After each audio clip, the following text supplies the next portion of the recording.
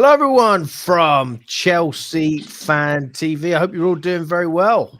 Welcome to the latest edition of the Day After show. And we're going to be talking about the Burnley game. We're going to be talking about, obviously, everything surrounding the club. I mean, Arsenal as well. I mean, they just battered Tottenham. So much for anyone that was counting on Tottenham to bring us back into the fold that we could actually compete for the title. Although, as Father said yesterday, maybe the conversation is going to be different in 2026. We can talk about that as well. We've got a good panel today. We've got a bigger panel than usual. We've got Father, who was with me yesterday. Big up to you, my friend. How are you? No, not too bad. Not too bad. Travel-wise was a bit horrendous. You're telling me. A lot of fans have been stuck in Preston for about 40 minutes, apparently, because some of the fans that live in the Midlands, the trains got delayed. So, yeah, other than the travels, the game was super. What about you, Scott? Did you watch it? I did. Yep. I was out, but I was watching at the same time. Yeah, not the best performance, but when you get 3 points and keep a clean sheet, that doesn't always matter as much. Like I was saying to you before we started the stream, Scott, I don't know why you're wearing a Valencia top. Charlie does the same thing where he always wears like Saudi shirts and stuff like that. And I've got an problem with it, but I'm like, when you're recording a Chelsea video, I don't really, I've never understood it. For me, as long as Chelsea players is good. I was gonna say my thing is like, as long as it's not another Premier League team or a team that like you're a rival with. So I know I don't personally, but I know a lot of Chelsea fans hate Barcelona. It's like I want to wear a Barcelona top. Yeah, like. At least there's some link between the two teams, I suppose. Yeah, that's fair enough. Scott, Thomas, how are you doing, mate? I haven't seen you in a while, actually. When was the last time I saw you? Was it Wolves when you were celebrating? I thought you were absolutely hammered, and then you said, "No, Alex, I'm just really happy." Yeah, I don't know what it was. I've actually never seen that after a game as well before. I think it was one of your mates. I think you started like an Esteval chant, and then it was just like everyone was just ecstatic, and everyone just was joining in. I've never actually seen it before. It was more of a younger sort of crowd, but I've never seen that before after a game, especially after Wolves. I think it was just pure ecstasy. I don't know what it was. Maybe Esteval. We realised that we've got a superstar in the making, but yeah, I mean, I know you had that spare for Burnley, but yeah, I was out the night before until like 3 a.m, and then I also had like something in the morning, like physio at 10. So yeah, if I had gone, then I think I would have been either completely shattered, or I would have had to sacrifice one of them. So yeah, but I'm going to Barca and Arsenal. So yeah, let's hope we have a good week after that. I know, Lewis. I know you don't go to as many games, but I miss seeing you at some of these grounds where it's an absolute grind to get to. I miss you seeing wouldn't you, have seen me at Burnley for love or money, brother. There ain't no way. At 12:30. 12:30 as well. You know my pattern. It was a slog getting up for the watch along, let alone actually traveling for that. You could have slipped on the train. Had a good trip up anyway. Yeah, no, we well, was it a good trip? I mean, so we went. We didn't go through London because it was cheaper. And where are you coming from? Twyford, Reading, that sort of area. Okay. So we got the train from Reading to Manchester direct, and I was looking above, and when it's got the seat reservations, and it was like reserved from Wolves, from Wolverhampton. We were like, oh god. And I said to Cam, I said, let's go in one of the other seats. He was like, no, because he likes to be like sort of out the way, whereas I don't care where I sit really. You don't want to be in the ramp, I'm guessing. Yeah, that sort of thing. Anyway, got to Wolves, nobody stopped us. We're like, perfect. Got to the next station, and they kicked us out of our seats because they had a reservation. I mean, I don't really know what you can do in that situation. You just suck it they up. went to stop ahead. Yeah, so the people that had the seats reserved, it wasn't actually from Wolves, it was the one after. I can't remember exactly which one it was. What's Stafford? It was Stafford Station. That seems like it's a little bit that's a little bit closer to Manchester. I think it's a little bit further than that. But yeah, so we ended up sitting on the floor. Then we got to Preston. Then we stood up for all the trains after that. It was just like, ugh. And then we got All for into Burnley. 12:30, yeah, no. Yeah. And then we got into the stadium and I was just like, there was no hype. I'll be honest. There was no hype for this game. I was just like, I was so drained that my excitement was gone in a weird. Do you know what I mean? Like, You I could was so imagine you don't tired. really have any time to settle when you're traveling that far for a 12:30. It's just everything's go till you get into the ground. That's long. Literally is. Yeah. I mean, in a weird way, I'd rather go to Newcastle or Sunderland or something like that because at least like I appreciate how long the journey is. So I'll stay up the night before, or I'd get a flight, something like that, just to make it a bit easier. But Burnley's sort of not quite that far, but it's still far enough that actually And there's it's just as nothing to bad. pass the time. Except like maybe the Nothing. odd cricket pub and that. I think that's where the away pub is. Well, we didn't even have time to do that. We just went straight to the game, and then 12:30. yeah, obviously we're going to talk about that as well. Before we do that, though, I think it's worth talking about Tottenham. Obviously, you just did you don't call it a watch along, do you? Call it a hate along? Hate along. Although by the half time we're already hating on Tottenham. We're like, just go get 5. I don't care. They're not coming back. These men came in to defend, and then one stupid moment from Udogie leaving Trossard on side. They concede, and they do exactly what Tottenham always do: shit themselves. So the game done from that point. Fuck it. Fuck Tottenham. I do want to say as well, just for the sake of being shameless, like that Thomas Frank Maresca take from a couple months ago is aging a little bit like milk. No. This is the thing, man. At that time, I wasn't wrong, and we know I wasn't wrong at that time. Now I might be, but at that time I wasn't. He was more Are you qualified. sure about that? You can't deny it. He was more qualified. He was not better. Qualified. The CV hype. We were talking about better. You said better, not a better CV. He was more qualified for the Chelsea job. If you're going to go on the CV, than Maresca was. But everyone knows my stance on Maresca now. Again, everyone knows my stance. The CV But argument's the only way around. I respect it. Hey, listen. You got to find your angles, mate. You got to find your angles. I wouldn't be me if I didn't bring it up once though, because it's just fucking funny. This is the way it's gone. I do think, but I was talking to a Tottenham fan the other day. I don't even think they do much better with another manager, mate. Like the way they were going last season. It's not like they're much worse with in the the same league. breath, I'm with you on that because these Tottenham fans think that their squad's all that, but he's already got you within like a couple of points of top 4, which is levels off what Andrew's doing. And you know your attackers aren't all that, and you got a ton of injuries. I don't get why they're all frank out like that. Yeah, their team reeks like badly. That's the thing, though, isn't it? Like, see, I would feel the same way if we're not winning trophies and we're just in top 4. It's not acceptable, mate. Not playing that brand of football. You've got to play attractive football, mate. If you're not winning things, and that's the only reason that I can support. And that's kind of why I'm not really bothered about some of the results this season because I'm like, well, we won 2 trophies, and I think we can win another one, and I think we can also get top 4. So again, I'd call that a progression. Plus, we're winning. We're literally second. Yeah. So no one predicted us being second or being here at this point of the season. Now we're the closest team to top. I think it's first as well. I think it's also doing. Yeah, we would be joint first without those dumb Reds that we got. Yeah, I think Brentford as well. I think we just capitalized on the other teams' mistakes this weekend. I mean, you've got other teams like Liverpool and Man City. They dropped 3 points this weekend, which was a very good situation if you were a Chelsea fan yesterday. Like we were sat on the track all the way up to Preston, but we just celebrating the. Bro, that's one of the greatest hate watch days I've had, man. Everything went perfectly. We won early. Liverpool got battered. Newcastle battered City. It's just that this result was a bit shit, but it's Tottenham tax. Yeah. Did you watch it, Thomas?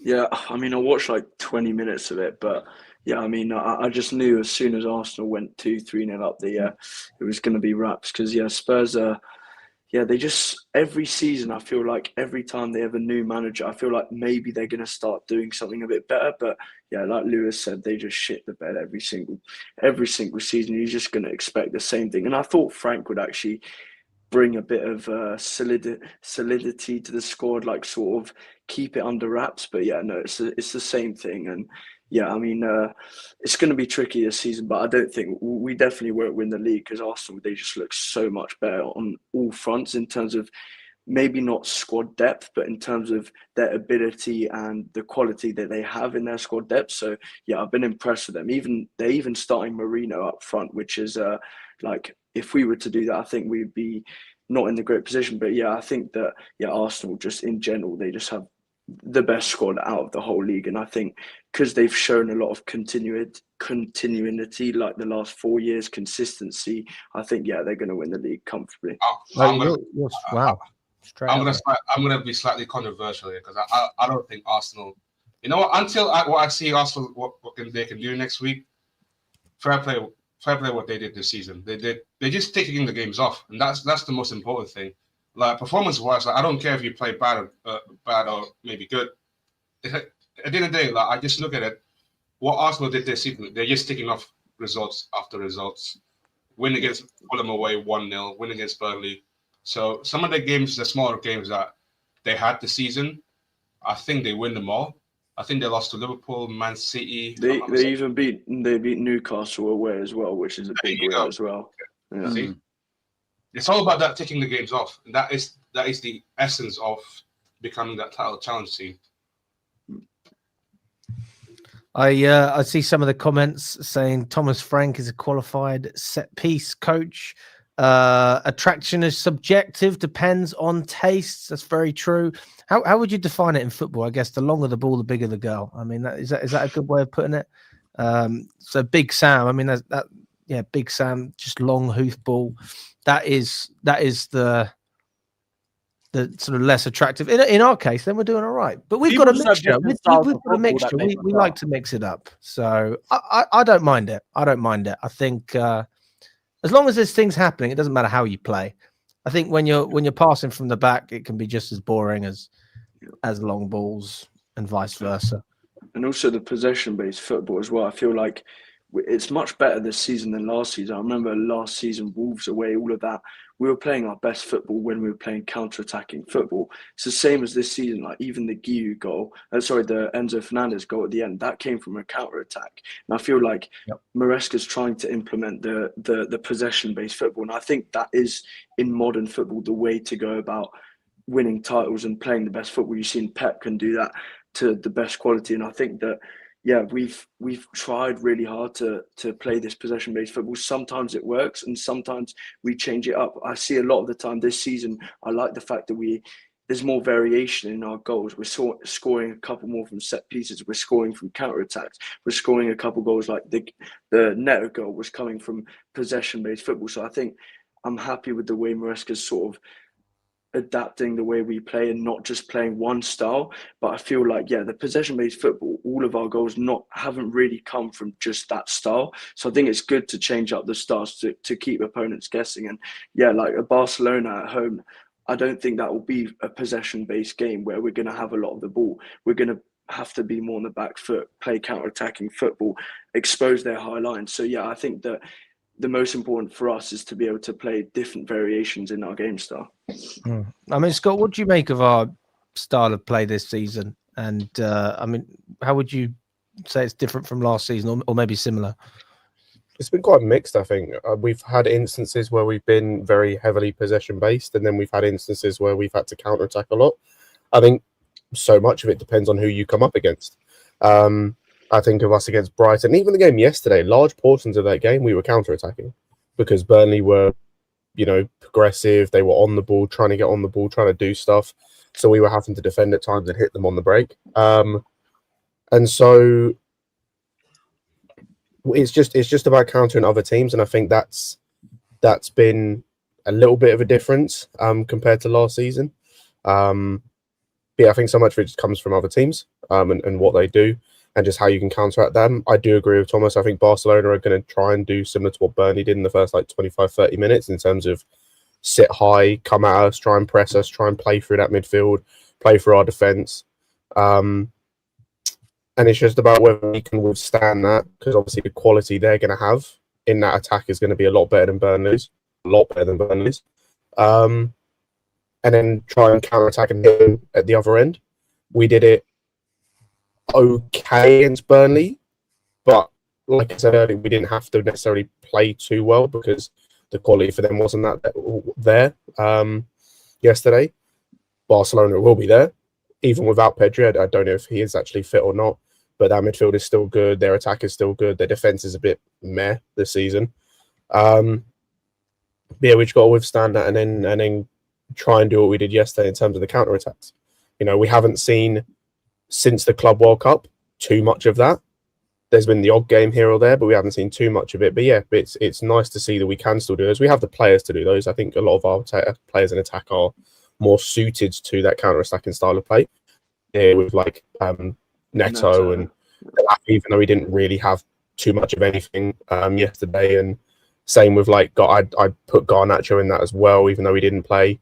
So yeah, it's just about whether those guys can then like take the opportunity against Barcelona, because Burnley offered like they were decent, but their quality was like just not there yesterday. Yeah, I felt like they were a well-coached side, but not really much more than that.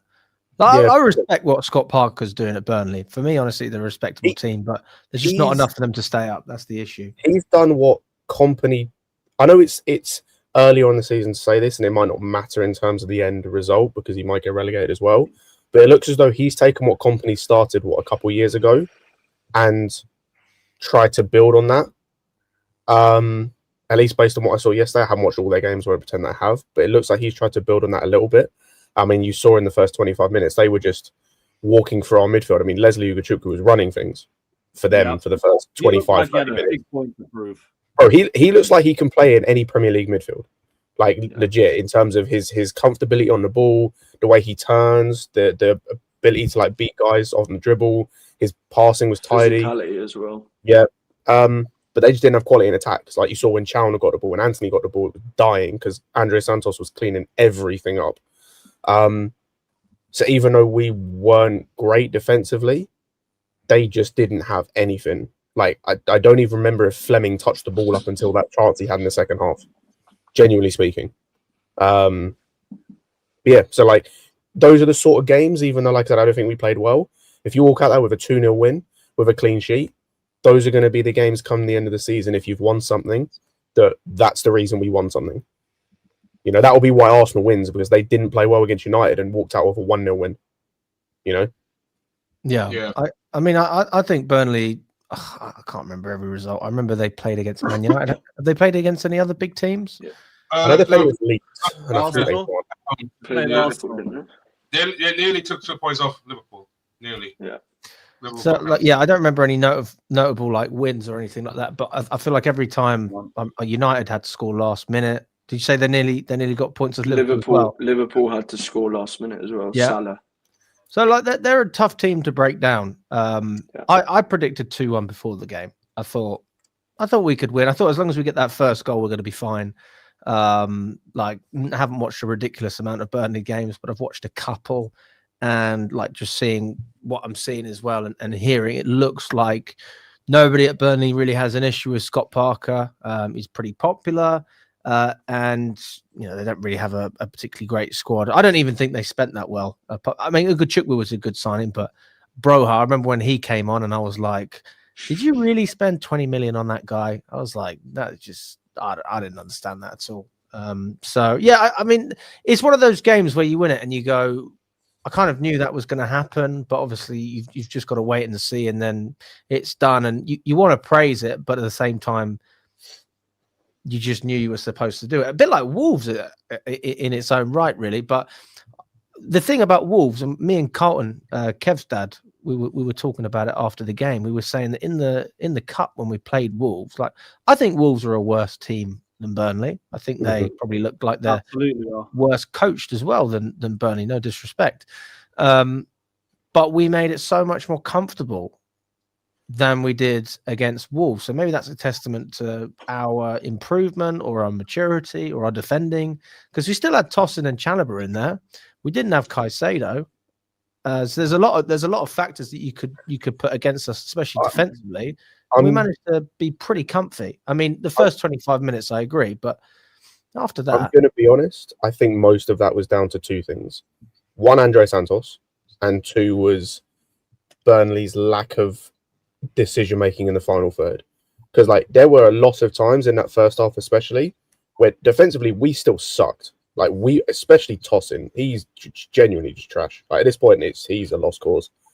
But it either didn't cost us because, like, I think of that Chalner chance where Tosin for some reason steps out of the back line, like when we don't have the ball for no reason, and he gets put in through. And instead of like trying to take it down the outside, he cuts back inside, and Chalobah's able to block it. I think there was another one where Santos did the same, and Santos was cleaning up a lot of stuff defensively that Caicedo often does. I think that was the biggest thing because Sanchez had nothing to do in that game. Outside of one shot that was straight at him. Don't even remember who that was from. I don't actually remember him making another save. He was very comfy, wasn't he? Very comfy. Yeah. Despite all that, Just had the cross claim. That's all he had to do. It's like the Tottenham. Yeah, that was literally, it was cross claiming, and that's about it. Outside that one shot that was straight at him, and that's what I say. I think a lot of it was what the midfield and the guys around the guys in, like, look at Reece James, for example. I thought he was very good. Was good as well. Chalobah was okay. Like, yeah, I still think defensively we weren't good. It's just we were playing against a team that had nothing going forward. Like I said, I don't remember Fleming touching the ball until that chance he had in the second half that he should have scored. But I don't remember him touching the ball. I genuinely think that even Santos yesterday, that is the position that I would really want to see from much more from him.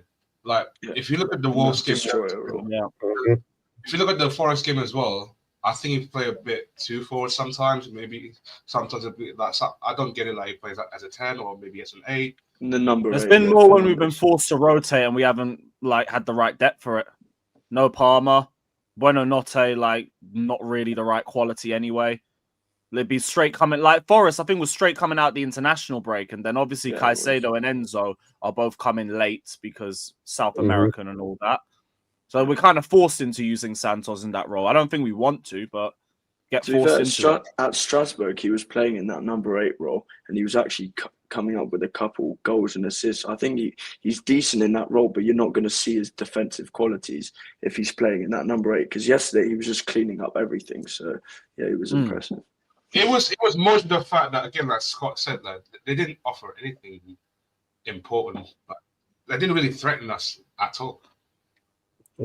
Especially after the first half. Like second half, it was non-existent. There was nothing. And that's why Scott, I think when you were saying that I think Tosin's more likely going to feature in these sort of games because we're going to have a lot of the ball.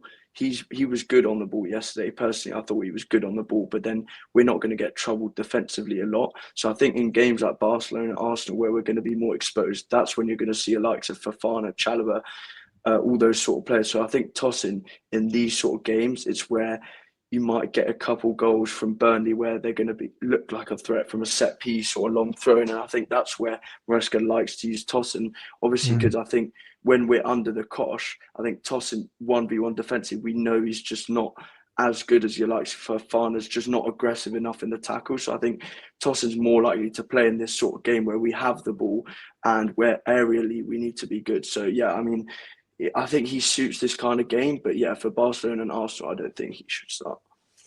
No, I agree. I think that's why we appreciate Tosin last year, because he wasn't playing every week and he wasn't playing in all the big games. He was playing against Conference League sides who sat back, respected us a lot, and like, to be fair, even against Burnley, like, he was trying to find those passes, you know, through the middle, but we were giving the ball away. It looked very sloppy.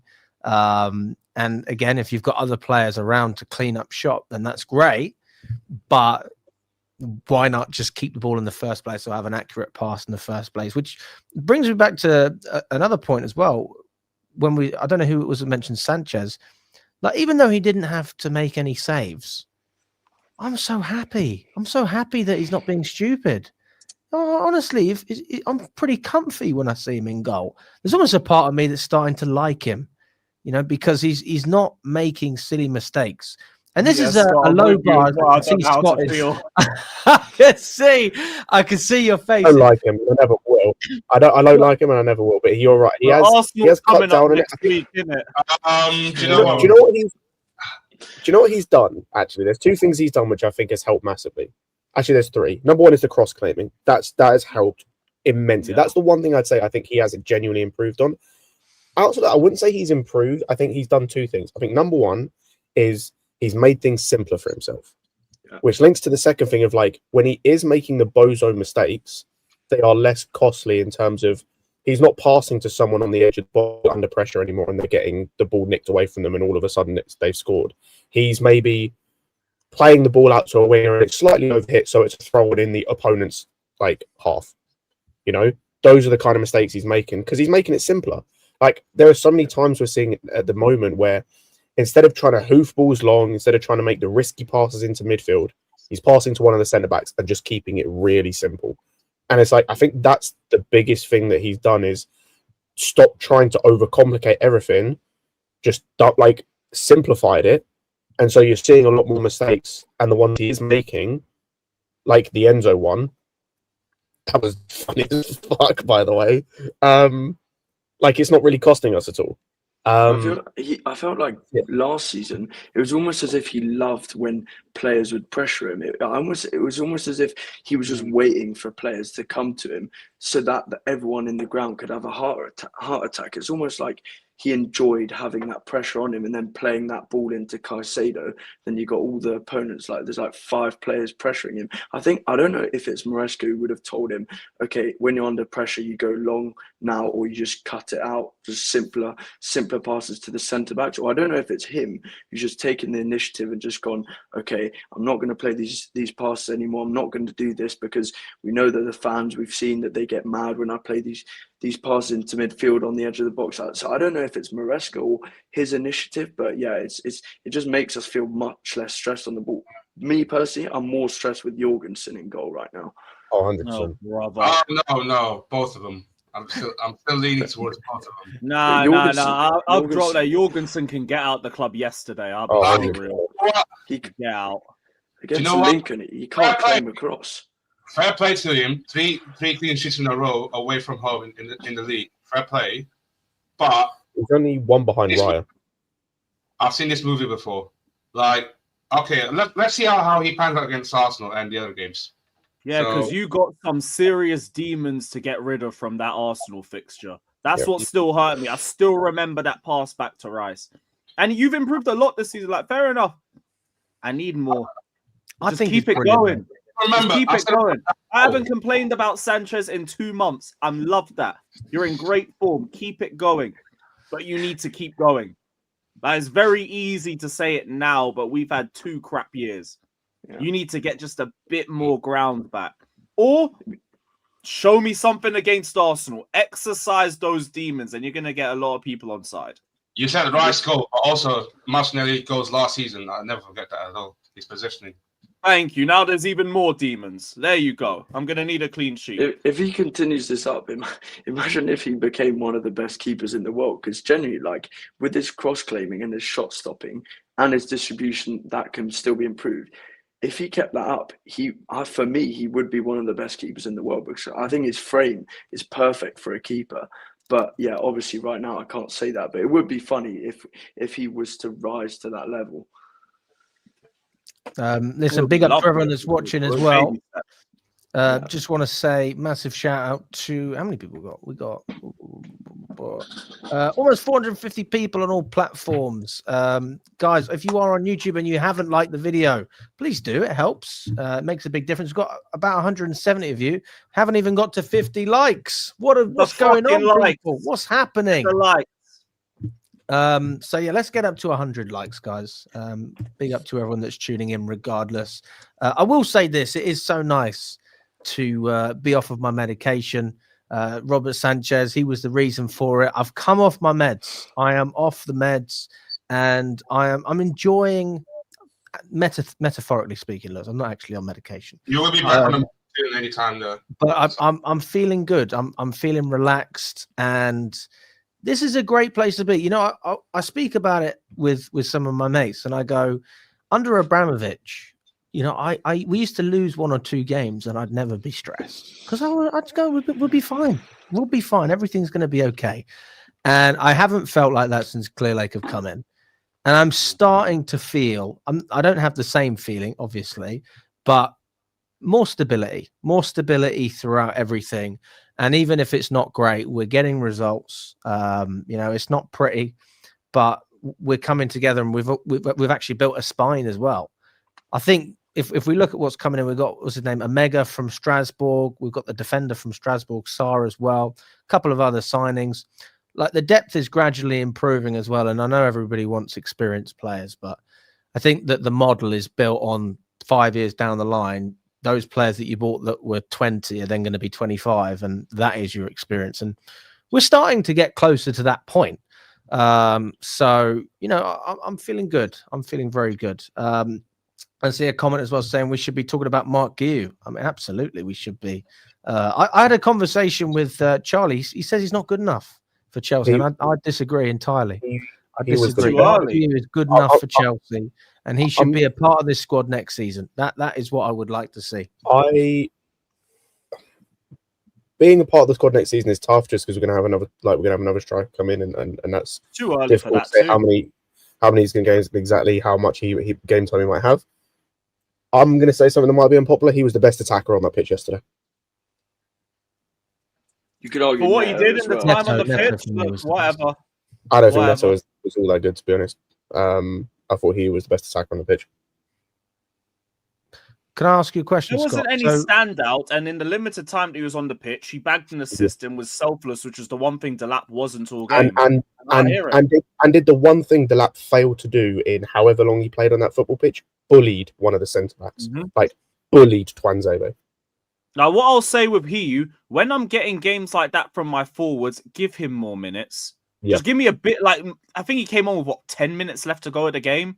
Yeah. Give him like 20, 25, just so we can get a bit more of an idea of what he'd be like in the Prem. And also, I don't need to see him play against Barcelona or Arsenal. Midweek against Leeds, give him 20, 30 minutes in that game, off the bench. Yeah. And also, even if our forwards are stinking up in that game, throw him on. Fuck yeah, that's what I'm saying. What are we 25, 30 minutes in that game against out. Leeds. Like, he can play in that game. Yeah. And also, when we're under a lot of pressure, I think he's great as well, because you saw yesterday, he almost caused a mistake from Dubravka just from his sheer pressing quality, and I think that will help us a lot in the latter stages of the game. 100%. I think when Delap's not performing, I think yesterday you can tell that he just needs a goal right now, because you can tell that his confidence is not the best right now. He had a couple good link-up plays, and I don't know if it's very early on, but I just don't know if he fits our system. Like, for me personally, I do prefer Jackson right now in terms of what he does on the ball, in terms of linking the play, in terms of running the channels. I was a big fan of Jackson. I think it was a mistake to get rid of him, but Delap, I just don't know yet whether he fits into our system. I'm very disappointed with Delap. I think he's been underperforming. I'm not sure about whether he fits our system or not. I just think his decision making can be a lot better than the garbage we saw yesterday. I think he just played like trash. I was saying he played like he was on the lash last night and he had a third of Colombia up his nose. Like, he just weren't up for it. And I don't think that's the Delap that you're going to see every week. But you're going to see it when you're performing like that. I just think he weren't up for it. I wouldn't mind if he started against Arsenal, because I know what type of player he is. Like, he reminds me of Diego Costa, but it's not as physical. He does. He reminds me of Diego Costa as well. I agree with you, Father. He doesn't have anywhere near play like that. No, I'm not saying like that game, but the style. I think his personality. His personality. It's the idea. The idea of Delap would give you that. But you have to show it. People forget Diego Costa used to have silky feet. His touch used to be immaculate. He used to be able to It's more his personality. I think one person at a time. The stuff he has is the physical stuff. That's the only comparison to Costa. His touch, his all of that stuff. Nope, not even close. Costa used to be have a great touch. He used to be able to beat guys when he had the ball come in close and he had some guy behind him. Delap does not have that. He can run in behind, and I think you see it yesterday. He is very good at running in behind. He's very good at creating space from the defenders. If he's not getting the ball, he's doing literally next to nothing in games. He's closer to Haaland than he is in terms of style, not ability. Closer to Haaland than he is Costa. Closer to Haaland? No, I'm not sure about that one. I'm not sure. I agree that Delap has been underwhelming in terms of his touches recently, his hold-up play. I'll be honest, I've been really disappointed with that. That being said, even with the Wolves game when he got sent off, I think to myself, if this guy can find that fine line, a bit like Cucurella. Cucurella is a great example. You know, a player sometimes just, you know, edges alongside what you can and can't do. He's a hot-headed player. Yeah, That's not the word I'd use. Hot-headed. You just need to be smart with how you deal with players. What Costa could get away with 10 years ago, he couldn't get away with now. So to say that Delap could do the same thing, it's not true. Because if Delap did what Costa did, he'd get sent off, right? And that's fine because you've got to play with your time. But I think Delap is better technically than people give him credit for. I think that his link-up play needs to improve. I think that's one thing that Maresca sort of said after he did get sent off is he plays as if he's the only one on the pitch. And that's quite concerning because when you see that you've got this team, and we have built a team now, we've got a spine. If you've got a disconnect up top, then that's not going to help anyone. I think in the best case scenario, what's going to happen is Palmer will come back. You'll play Joao Pedro up top, and then you've got the link up there, and Delap can come off the bench and make an impact. And that's probably what's going to end up happening. But I did expect more. Especially because he's really direct. You know, he doesn't mess around when it's time to have a shot, and I love that. But you have to have a little bit more to your game apart from that. And maybe it's just getting used to everything. I mean, it is different to Ipswich, isn't it? So I'm still very much patient. Like I haven't given up on Delap, but I can appreciate that he's not shown his best. Yeah, but I think it's good to have that sort of profile in the squad. Someone who will just bully their defenders, and I think his ball striking is very good, and I think will reap the benefits from that in terms of his finishing. Like definitely his finishing, I think is one of the best strikers we've had like in the past 3-4 years in terms of finishing. But yeah, I just won't see him drop as deep as someone like a Jackson, and I just won't see him being active enough. Like I think for strikers in Maresca's system, I think Maresca loves his strikers to drop deep, receive the ball in the half turn. I think Delap doesn't have those qualities yet, but if he's brought in to just score the goals and have good ball striking, I'm fine with him scoring. It's the same with Garnacho. I'm fine with him getting GNA if he's not playing his best performance. So I think, yeah, Delap is a good option to have, but we don't really have that other option like we did last season with Jackson. And I think that with Omega, is there a possibility that maybe he comes in January? Maybe not, but we still need to see Omega develop before he's that other option, because yeah, he's still raw Omega. So yeah, but I just think heaping all the pressure on Delap and him being our only out and out striker, as you say it, like I think it's just a lot of pressure on his shoulders right now, and I think he would be better off with someone else complimenting him. I think he just had a shit game though, because like there was some moments where I did see him drop deep, make a good turn, help progress the play. He's even one that led to that Gittins chance that Kyle Walker managed to save at the end. It's just there was other moments where your touch was off or your decision making sucked, like when Pedro Neto was right there for the square ball and he just didn't do it. I think all of these are things that he can improve himself. I think that missing that Cole Palmer might be an issue as well, because I feel like he's more of a target man in my opinion than someone that likes to drop deep. Yeah. 100%. No, I just think what I said earlier. Action for poor. Like it's just stuff that he can improve on, but I don't think like it means he don't suit our system or nothing. I think that's a bit too early for that. I don't look at Delap as just a target man. I think he's got more to his game than that. Like his ability to win penalties is like he's exceptional at winning penalties. He has the ability to get past a player one-on-one. He has that ability. I'm not saying like he's some serial dribbler, but he's nifty enough to do it. It's a bit like Pedro Neto. Like when there's a little bit of space there, I'm not saying if there's a low block, he's going to get past 1, 2, 3. That's more Esteval. But he's able to operate in those spaces and just be intelligent. I'm sure. I mean, what is it? 12 games, 1 goal? That is quite concerning. Like when you hear it, but nobody's really spoken about it. I mean, if you're just going on the eye test, and we've said it a number of times, it's like, well, I expected a little bit more. To be fair, he's only properly started against who did he start? West Ham this game, and then was Fulham. It right with Fulham? Yeah, Fulham. He's not started that much, to be fair. Yeah. Mm-hmm. I agree that Marc Guiu needs to start more games, though. 100%. I mean, people judging him just for that Sunderland game is so close-minded. How can you judge a player after one game? I mean, any player can go missing at one point, especially if you're not getting any service whatsoever. I'm not opposed to Marc Guiu starting against Barcelona. I'm not opposed to it. I don't think it will happen, but I'm not opposed to it. Like, he's going to give you energy. He knows how they play. He's familiar with a lot of the teammates. We often see players that struggle in the Premier League thriving in Europe, whether that's Barcelona or another team. I mean, that's another conversation. And, we want someone that will put in a shift. We know who'll do it. So I don't know. I think it'll be interesting how we start against Barca. Maybe we can do a predicted lineup at the end, but I think Marc Guiu is in our conversation, but probably not in Maresca's conversation. Yeah, it's going to be interesting to see what happens next with Pedro as well. It's the trust thing as well, like, is the biggest thing. Yeah, we haven't seen trust, have we? So I mean, there's no proof that there's trust now. But he was clearly not part of our plans at the start of the season when he went to Sunderland on loan.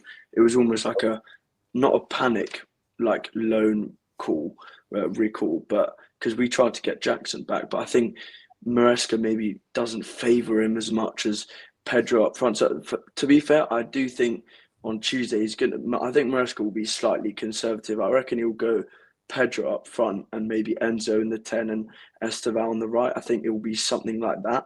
But then we don't know, like, is he going to play Pedro in the 10 and Delap up front just to expose their high line? I'm not sure.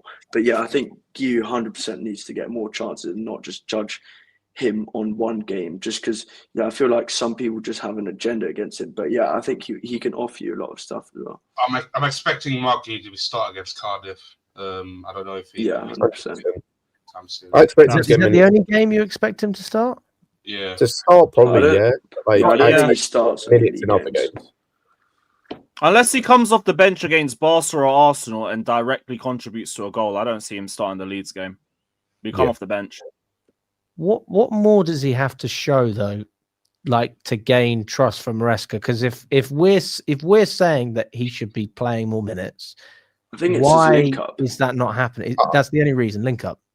I wouldn't say that's the only reason, but I think Maresca wants to see his strikers get involved in the game, and Guiu's not the type of player to get as involved as Pedro Delap. That's my personal opinion. And I think it's also a preconceived opinion on Guiu that Maresca had before the season started. Because I'm sure he would have made a decision. He would have been part of a decision to whether to keep Guiu or not. So maybe some of it wasn't up like entirely his decision, but I do think it's a preconceived conception of certain players. It's almost managers always have their preconceived opinions, like their opinions on a player. Sometimes they will like a player. Like I think it was Poch. He kept on playing it. I think it was Gallagher. He just loved Gallagher. And I think it's the other way around for Maresca with Guiu. Guiu needs to prove a lot for him to sort of start him more, because Guiu had that bad game against Sunderland and then he wasn't in the squad for like 2 or 3 games. So yeah, he needs to prove a lot, I think. As it started, he's a super sub player. And let's say if he comes on the next 2 games, maybe 3, possibly 4 against Bournemouth, maybe 5 against Atalanta. If he contributes something on maybe one of those sort of games, or maybe 2 of them, then we might have a different conversation. Everton, or well, he's going to start against Cardiff anyway. So so Lewis, I mean, me and you, we both like Sarri. I'm just trying to think of like another example of players who forced themselves into the starting 11. The 2 that are coming to mind is Loftus-Cheek and Hudson-Odoi. Yeah, I think they both scored, was it hat tricks or 2 goals in the Europa League? I even say Reece James as well under Lampard. It was a hat trick. Yeah. Was it Dinamo Kiev, I think? But I mean, that's a high standard in order to break in. I don't see Marc Guiu doing what those other players did. Yeah, Mount was always starting under Lampard. Yeah. Mm-hmm. From what I remember. But in terms of like the staff, the manager's just got to bring him off the bench a bit earlier. That's the first thing, because he don't really get a lot of time to showcase himself when he does come off the bench. So, like, whatever you do in that time, it's just too light of a surface area to work with. So the first thing, Maresca has to just bring him off the bench when Delap or Joao Pedro are having the sorts of games that they're having. But He's another there's one. not much else you can do past that. I would say this, like in terms of bring on a lot more earlier. I think it's also depends on the actual starting 11 whether they can kill the games off early, and then by the 60th minute you can bring Guiu on and then he can show his kids. Yeah, because you know how bad it is. You got the start against Brighton, and it's just everybody else in central area just had to be crap, so he never even touched the ball. And that's the only not Brighton, Sunderland. Sorry, it was a Sunderland game.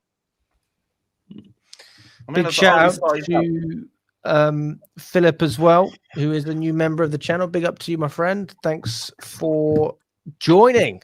I saw another comment from Amir as well saying, "Can I join the channel as a member without paying?" I don't think you actually can. I don't even think we can control that. Is that right, Lewis? Nah, that's a YouTube thing. So you have to pay. You blame YouTube. So yeah, that's unfortunate. But yeah, so if you want to become a member, unfortunately, well, I say unfortunately, if you want to pay for it, you pay for it. It's your choice. Nobody's forcing you to do it. But yeah, big up to Philip. Good to have you as part of the CFTV family. Arsenal fans now saying Eze is the best number 10 in the world. He's got a case for best number 10 in the league, to be fair. Already? Yeah. Who's better than Palmer?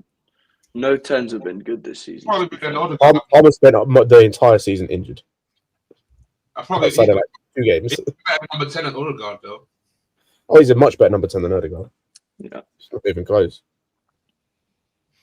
Let us know what you think in the comments as well.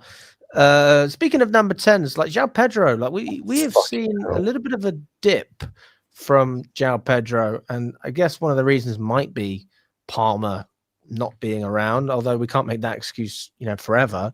But there's no denying that he was better than, when Palmer was on the pitch.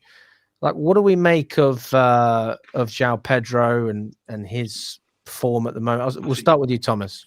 Yeah, I think for me, he's one of those players where I really don't know what his best position is again. And I feel like whenever we buy these versatile players, like in the summer, we were like, Pedro's going to be this versatile forward. He's going to be able to play up front. He's going to be able to play in the 10, maybe drift in from the left as well.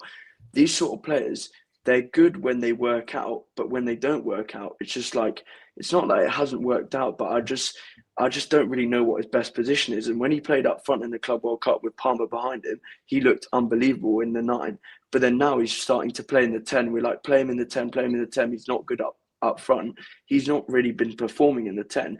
And I don't want it to be another Nkunku situation where he can't play up front. And then in the 10, he doesn't really offer much either. So I hope with Pedro that when Palmer comes back, he'll just get back to speed. And I think finishing wise, he can be good. So I think if he gets in the right positions, he'll get us GA and he'll get us good performances. But in terms of overall play, I'm just yet to see something where I'm like, I'm certain on Pedro being that in that position. That's his best position with Delap up front. Like against West Ham away, he was great in the 10 with Delap up front because Delap was almost giving him an alleyway or like a path or space to work in. But I feel like, in the last couple of games against these low blocks, I'm not sure he suits the number 10. So, I mean, I like him as a player. I think he's very good. And I think the first half of the season, he was very good against like United. He was doing everything himself. I saw he was very physical on the ball. He was using his body very well. And I think his link-up play was very good. But he's another one of those players where I'm just like, I'm not really certain where your best position is on the pitch. And I just don't want it to be another Nkunku situation. It's not even an Nkunku situation. That my worry thing about Joao Pedro, he's only turned up for the big games. Apart from Spurs, I think he's been blanking a lot this season. I would disagree in the big games. I think most of the games he's turned up in has been against worse opposition. Yeah, remember the brother was bad against Wolves last match. I'm looking at his goals and assists here. He's got 3 against West Ham, 1 against Fulham, 1 against Brentford, 1 against Tottenham, and 1 against Wolves. Well, I thought he was good in terms of like controlling the ball, but just overdid things a bit too much today. Well, yesterday. One of the biggest issues I have with him at the moment, and I find this weird, is it looks as though there's times he doesn't understand how physical the league is, which, considering this is your 6th year in English football, I feel like you probably should have worked that out by now. He's just not physical enough, though. I mean, that's the answer, then, isn't it? He's not a top player, is he? Yeah, but he is. No, but we've seen him be physical. We've Like- seen him get stuck in as well. Yeah, so like he knows how to do it. It's just there's times, like especially yesterday, it's like he seems almost surprised by how physical the league is, and it's like, brother, you've played Burnley. You were at Watford before you were at Brighton. You've probably played Burnley in every single year you've been in England, because you probably played him in the Championship as well. Like you must be used to them and the physicality they bring. But it looked like yesterday there were times where he just didn't get it. And yeah, like I gave him grace at the start of the season because I don't think he's a striker. I think he's better as a 10, especially with the way we want to set up and play. So does everyone think that his best position is a number 10? I think so. Like if you want to look at it from a stats point of view, most of his GNA, 5 of the 7 goals and assists he's got has been playing as a number 10. If you look at performances, I think West Ham was up there as one of his best performances. He played in the 10. I'm trying to think what other good games Was he's that had. when Palmer got Was it- injured? Because originally he wasn't supposed to play there. Yeah. Yeah. And Yeah, I there's- think he was going to play left wing potentially. And He was definitely we playing, played we played Pedro and Esteval, and then but yeah, and like played overlapping. Delap up front. So I think Yeah. it was going to be Joao Pedro on the left, Palmer 10. What's it got? Yeah. Esteval on the right. Mhm. Yeah, he's just been like, I gave him grace when he's playing up front, like I said, because I thought that wasn't his best position, and you could see there were times he was trying to do stuff, but like things weren't working, guys weren't on his level. Since he's gone into the 10, like since Delap's been back and we've put like George up front or whatever, he's just been bad. Like he's just been awful. And I don't know how to explain it. Like outside of the physicality thing, I can't say, oh, it's because like some of it is he's overthinking things a bit too much. Some of it is like his decision making isn't always there, but like I'm not surprised he's not shooting a lot in positions. He didn't do it at Brighton. I don't know what people thought he was going to change when coming to Chelsea. Is Yeah, he creative? I don't know what the solution is to this Joao Pedro thing. Outside of hoping when Palmer comes back, that helps. Is he a creator though, or is he? Yeah, more I think so. I think he's more creative. I think he's more of a creator than he is a goal scorer. But for me, he's the type of player who gets into the right positions and just scores. But like in terms of, he's got those long, sort of lanky legs that helps him really like gain yards and do well on the half turn. But he doesn't strike me as a player like Palmer who creates something out of nothing. So Now, for me, like if you look, when I looked at like all of his like best attributes when he joined from Brighton, the main thing that stuck was progressive. He's a great progressive dribbler, a great progressive passer. He's always great at getting the ball from the midfield to the attack. So you'd rather keep him in the 10. Mhm. That's where all of his best numbers were coming from. Yeah, or it Also, could be- like I said, I was Yeah, gonna say, that's maybe again, like having less competition in the team make him sometimes too relaxed, maybe. I don't think that's no. I don't think it's a competition thing because like you can't. He has competition in terms of like Buenanotte or When- Delap if he's going to play up front. Part of his competition also did get injured. That's not on him. So I don't think it's a It would- competition. I think it's just it- that like he's not playing well. Right, it would be and- good to see. It would be good to see as well if Pedro is performing less well. Just play Buenanotte. Like I know he's not like the best, but like at least like play him. Like I think he's not been terrible when he's played. He's had some decent touches on the ball, progressed the ball decently. It's the same with when Delap's not playing well. You bring Guiu on. I think it's the same for Buenanotte. If Pedro is doing terribly, just chuck on Buenanotte. Personally, I disagree. I don't see. I'm good. Respectfully, I'm so good. Until Cardiff away, at least. Yeah. 90,000 what not take. I mean, looking at Joao Pedro as well, like just Premier League. I mean, react like he's or some of the people in the comments very harsh, very very harsh. He's played in 12 of the games, played most of the minutes, and he's scored against what 5 of the 12 teams he's played against. I think he's got the third highest goal involvements in the Prem this season. Still, It's now it's not 4. bad at all. It's oh, not what did bad Eze at all. get third? Oh, I didn't even check Eze. Let me have a look again. It's he's behind Haaland, Igor, Thiago, and Let me have a look there first. was one other as well. Semenyo. Semenyo, Also, he's behind let's- Semenyo. Let's just look at the context behind some of those goals. West Ham, I think we win without any contributions. Fulham, he got us a goal in that game. I think there's a very good argument that we could have dropped points Yeah, in that match. Brentford, without his assist, we would have lost the game. We wouldn't have beat Tottenham without him scoring. And Wolves, was pretty comfy regardless. So, like, yeah, a but lot of like these you can, goals as well are quite important. They're not just goals that you're sticking on top of a tally. Like, no, he but won us points at Brentford. Realistically, we should have had more than just the one. I'd say he was pretty instrumental in that Fulham result because we didn't play well and we still got it. Wouldn't have Against beat Tottenham United, without he was him. good, to be fair. And but against we United, he didn't was win. fantastic. I mean, there's no GA for that one, but his hold-up play was sensational. Speaking of strength, like, I thought he was fantastic in that game. He pulled his sleeves up.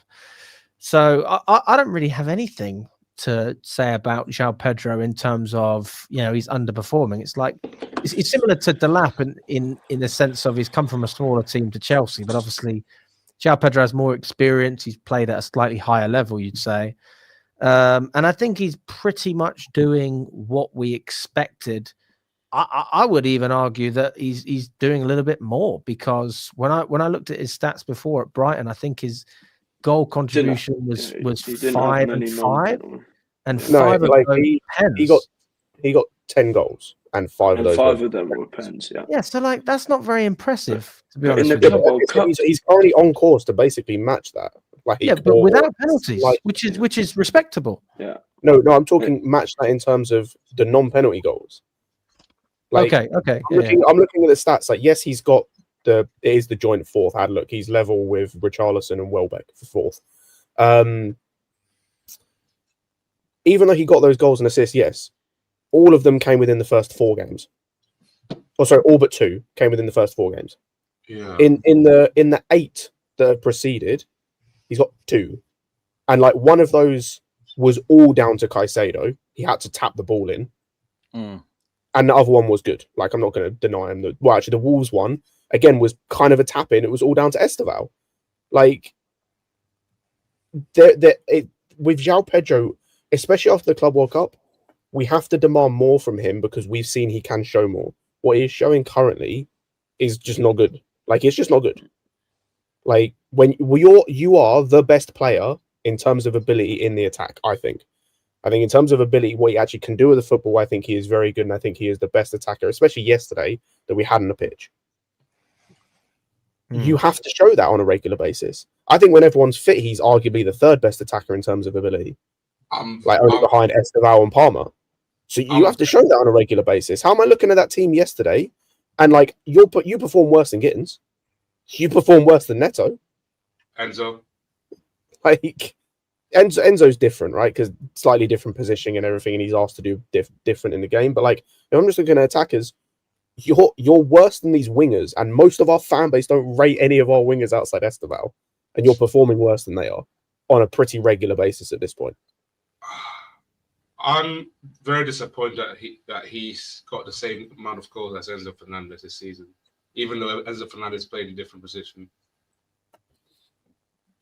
No, fine by me. I know we're spreading the goals around the squad anyway. It's literally, that's what Maresca said he wants. Yeah, I'm expecting more from him, to be honest. Like, maybe let's see when Pablo comes back in it. I think it's just a question of time, guys. Give it time. And this is where the sort of title race, all the rest of it. Like, for me, I my approach is different this year. I made a mistake last year. I got carried away, and then I hit that high, and then I went straight back down. The higher you go, the harder you fall, isn't it? There you go. This year, I'm trying to have a little bit more stability, be level-headed. I feel like Chelsea are matching my energy, though. We're not really getting. We're not playing sexy football all the time, but it's not terrible. We're getting results. Getting results and keeping it plodding along, doing doing what we do. Games off, Keeping the games off. That's the most important thing. What I will say though is, and this is one. Do you know what? I feel very strongly about this, and I did a short about this. Anyone who's seen the short video I did. Pedro Neto is the most underappreciated player at Chelsea. He is a workhorse. He is unselfish. He is. So, do you know what? Honestly, when people like compare him to Willian was great one season and terrible the next. He wasn't good and then good and then good. You know, it wasn't like average. Dave Azpilicueta was good every year. He was all right. You know, Willian wasn't like that. He was like a roller coaster, just on a smaller scale, right? Like a kid's ride, if you want to compare it like that. For me, Pedro Neto, like, he's never let us down to the extent of, I feel like you're not giving 100%. You're not doing the basics. Yes, I know what you're thinking, Scott. Why isn't he dribbling at players more like Esteval? Why doesn't he shoot more or cut inside? No, But if we're looking at the fundamentals, teamwork, tracking back, all the things that you need from wingers that you don't get from a lot of them, and you have to admit that, you know, it can be really underwhelming at times. But he ticks those boxes, and he is the one player that deserves GA just as much as anyone in that team. So I think that it was so big for him to, you know, get involved, and I don't think we can just brush it off like, oh, that's what he's supposed to do. It's like, we've got to have some joy. It's like when we were celebrating outside Wolves and Jacob said to like the 30 people outside, where's your standards? And I thought, fair enough, Jacob, but let's have a bit of fun here. You know, you've got to enjoy yourself. And I don't want to look at Neto and just think of a player that, he's all right. Yeah, he scored this time, but he's not going to score next week. And he didn't score last week. I just don't think that's a good way of looking at it. But yeah, that's where I stand. I think the type of player he is. He's Willian. He's Willian reincarnated. He works hard better than Willian for the team. He's not better than Willian. What's he done so far in his career? Outside of outside the Club World Cup, Willian he is was inconsistent last season. Carrier. Yeah, Willian's a better ball carrier. He's a better dribbler. He's a better shooter. Better from set No, I wouldn't say better shooter, better set piece taker. Shooter's tough because they Willian both didn't even get that much GA, so I don't really see this is the point. That's why I'm saying that Neto, for me, I can count on him. I can rely on him. For what? For the things I've just said. For the things I've just said, Scott. You can count on him to be good defensively. The exact things that Willian gave you. Everything you count on with Neto is the exact things you got from Willian. The exact same things. Outside of the fact that Willian, as I said before, Willian was great or he was poor. And I just don't feel that that's way. Neto this season and last season. No. I do agree with Hang on. Last game, hold on. Last game, we literally played. Neto was shit for most of it and then scored at the end when he went to striker because Garnacho gave him a tap in. He was shit for most of the game. I think the last game we played. I think he's just. If you're a manager, you would rather have Neto in your team because you know you can rely on him. But I think you because know that he works you can hard in defence. That's what it is. That's why he plays. No, that's a huge part of it. Absolutely, Scott. That's why Willian played all the time. That's why Willian makes life easier for his teammates. You know, this is exactly what I need from wingers at times. I think it's so underappreciated. I think it's really underappreciated. Nobody talks about it. No, I think he's good. I think defensively he will bring a lot to the team, and I think Maresca does love that defensive side. But for me, and I agree with Scott to some extent, he's just frustrating sometimes when he's taking on his man because he never really has a skill to beat his man, and that's why for me, when you get the best out of him, it's when we're playing counter-attacking football. Agreed. Like yesterday, we played Burnley, and the goal that we scored, the Guiu one, the Enzo one at the end, that all came from a counter-attack. And I think Neto, in the bigger games, we're more likely going to have counter-attacking football. We're going to play more end-to-end. I think Neto suits that. But when we're playing a lower block, I think that's where you need Esteval, just because Percy, in terms of creativity, taking your man on, I think he's just much better. Percy, for me, I thought Noni was better at taking his man on than Neto. And I think Neto, it's just, I think you're right, Alex, in the terms that he always give you like a maybe 7 out of 10, maybe 6 out of 10 in terms of that consistency. But he's just very frustrating sometimes, and you'll get the ball out to him. And at times I'm like, I think Gittins will make something out of this more than Neto, because I think Neto he's very predictable in his dribbling. So I do like him, and I think defensively he works very hard. And as fans, you want to see players tracking back. You want to see players working hard. And I think he does that very well. But he just can be very frustrating at times. And I have to agree a bit with Scott, to be fair. Yeah, I think if there's one word I would use, it's reliable. And I just don't think that people people just don't talk about it enough, and that's why I bring it up. I'm not sitting here saying that he is the savior. He is the GA merchant. He's the man that's going to win us every game. I'm not saying that, but I'm saying that after a game, there's certain players, especially when you drop points, you think you let me down. Like you really did. You disappointed me today. You let me down. You didn't give 100%. And I, of course, I felt like that. Like you felt like that about pretty much every player. But I would say that Azpilicueta, a good example, like never did anything special. I thought I could count on him, and I feel a similar way about Neto. That's all I'm saying. But for me, when Azpi was one of the best 1v1 defenders in the world. That is not the same. But Azpilicueta, you can agree, he was decent every week. He was decent. He was reliable every week. He was a great team player. He gave you an 8 out of 10 every week. He didn't give you an 8 out of 10 every week. Yeah, he did. He gave you a 7, 8 out of 10 every week. Neto's given me 4 one week, 6 the next week, 8 the next week, 2 the next week. Azpi is one of the most consistent players at a high level that we've had probably insane. In the era. No, but I'm not saying that Neto's level is the same. This is what I'm trying. I'm just trying to think of other players that I go. I think I can count on. Wrong guy. I'll say the two comparisons here. Someone's made it in the past, and I always laughed it off, but it is actually true. The 2 comparisons with Neto are Willian and Martinelli. They work really hard for the team. They do a lot of running. It's mostly defensive first. They'll give you energy every week. The work rate doesn't drop.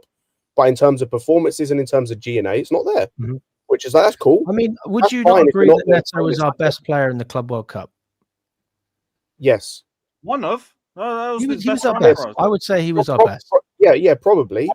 That's a month and a half period in the 2 years he's nearly been. The trophy that we won. I mean, he was one of the leaders for us winning that competition.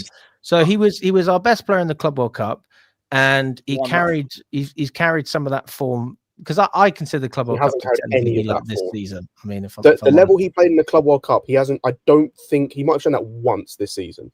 In terms of the level he was playing at, because he was playing at a high level in the Club World Cup. I won't deny he was great in the Club World Cup. Yeah, we have seen that few and far between last season and this season. There are so many big games where I just think he's underwhelming. Like you just genuinely don't realise that he's there apart from his defensive work rate. Like Spurs, for example, he was Yeah, go on. I was just watching him and I'm like, it's not that I'd rather watch paint dry when he's taking his man. Such a hard but it's like Noni or Esteval would give you so much more, and I know that obviously he's better at putting the balls in the box. Like he's much better at that, but we just don't have that profile right now up front for him to benefit off that. I would 100% rather have Neto than Madueke. 100%. Oh, yeah, of course. When Madueke left, I had zero problems. Zero problems with that sale. I'm not going to say he's better than Esteval because I'm not saying that. But why? The reason that Neto starts a number of games ahead of Esteval is because you just know what you're going to get, and also it's the defensive work rate. That's why he starts. That's the only that's a huge reason as to why he starts. Yes, and that's why we're talking about in Martinelli. He's the Martinelli of our team. He Bring up Jabo's comment. We're talking about in the Jabo's comment. Alex Jabo made a great comment earlier, by the way. This guy's a wing back. If he played as a wing back in this team, fantastic. He would actually be great as a wing back, as a left wing back. Would be fantastic. We don't play with wing backs. We play with wingers. What do you guys actually want from Neto? Actually, just what I want either goals and assists. His man on properly. I was going to say I want either goals and assists because at the end of the day, even if you play like yesterday, for example, I don't think he was great yesterday, but he scored ultimately. So I can't really hate on him too much. If you do that every game, you're going to end up with 38 goals and assists across the season. That's incredible. So either get numbers, which he doesn't do on a regular basis. Goal scoring wise, at least assists he does, but then that's kind of reliant on other players, or performances, which he doesn't do. This is what he needs to get consistently is goals and assists or performances, and he doesn't get either. And also the comparison with Noni as well. For me, I'd rather my winger take his man on more often and maybe lose the ball 1 or 2 times, but he'll actually create an attacking chance. With Neto, I know that when we're playing against a low block, the majority of the time it will either be a ball into the box or he'll pass it backwards. And for me, when the ball's going out to that right-hand side, I would much prefer my winger to try and create something out of nothing. It's fine if you take your man on and you lose the ball, but I just don't see Neto doing that enough when we're playing against these lower blocks. And I think against someone like a Burnley with a counter-attacking team, I appreciate Neto, what he does, and I think he's a very valuable asset to that sort of game, or a big team like an Arsenal or Spurs. But just I don't see enough, and where he's underwhelming is the low block games where he just can't take his man on well enough. That's what I think. That's the thing. He needs to be more reliable when Palmer and Esteval are in absence. Like, he's the third person behind those two. Let's say if Palmer goes missing, Esteval step up. If both of those players goes missing, Neto needs to step up, and so on and so on. Also, I just want to address that comment that mentioned about comparing him to Esteval or Yamal. Who's comparing him to those two? Like, is he better than Semenyo? Nah. Is he better than Kudus? Nah. Can I ask you this, Scott? If you were looking at Neto when he was at Wolves, I mean, you were looking at him. Like, what were you saying at that time? I thought he was a very good player in terms of, like, there were certain things. The one thing he was doing at Wolves, and maybe it's because it is a different system, as he was taking guys on a lot more. Like, he was attacking players a lot more than he is currently. But maybe that has something to do with the fact of, like, the different systems. Obviously, at Chelsea, with the way we play, especially under Maresca, we're going to play higher up the pitch, or we're going to push teams back. So he's got less space to run into, right? So it's relying more on his actual just dribbling ability, which is okay. I'll be kind. It's okay. Part of it, though, was as well, I'll go back to, I mentioned it, and I won't even take credit. Jabbo mentioned it earlier. A lot of what he was doing, especially that season before he joined us for Wolves, was as a wing-back, as a left wing-back. Mm. So, like, that. Also, people saying Kudus is overrated. He has the same amount of GNA as Neto this season in a shit Spurs team, by the way. But does Kudus offer as much defensively as Neto? Okay, defensively maybe not, but, like, again, I'm not trying to do the Martinelli-Willian thing with Neto. I need more than just defense. Defending's important. No, why is defending No, not important? But, like, yes, but bro, you're an attacker first and foremost. That's like saying from a defender, what are you doing going forward? Your dog shit going defensively. Like, why did we as a fan base and so many fan bases cook Trent defensively? Because he was great going forward. He was unreal. Defensively, he sucked, and so he would get caught on the back post and constantly. Kudus doesn't have 2 GNA. He has 6 in the league, by the way. I hope that helps. But yeah, like, so I think then, like, I'm not saying that what he does defensively isn't good, but that's all we talk about mostly when it comes to Neto. That's the same as Martinelli. That's the same as Willian, bro. Like, would you want Martinelli at this football club, or would you want Willian back? Willian back. I'd prefer Willian. Would you want either of those players currently playing for us? If the answer is no, we're not really getting anything more from Neto than we were like, Martinelli on a numbers basis has outperformed Neto massively, by the way. And I don't rate Martinelli. I think he sucks. Numbers wise, he's miles clear of Neto. And Willian's numbers were terrible, but he would offer you the same in terms of getting up and down. 90-minute work, right? He was a key part of title-winning teams, which shows how valuable it is to have a player like that in your team. And this because you had Hazard on the other side. You don't have Hazard. You've got Esteban. Yeah, also part of it. They don't play together. It's true. That is true. Unless you have Neto on the left, which I don't like as much. Let's move on from Neto. Let us know what you think in the chat as well, guys.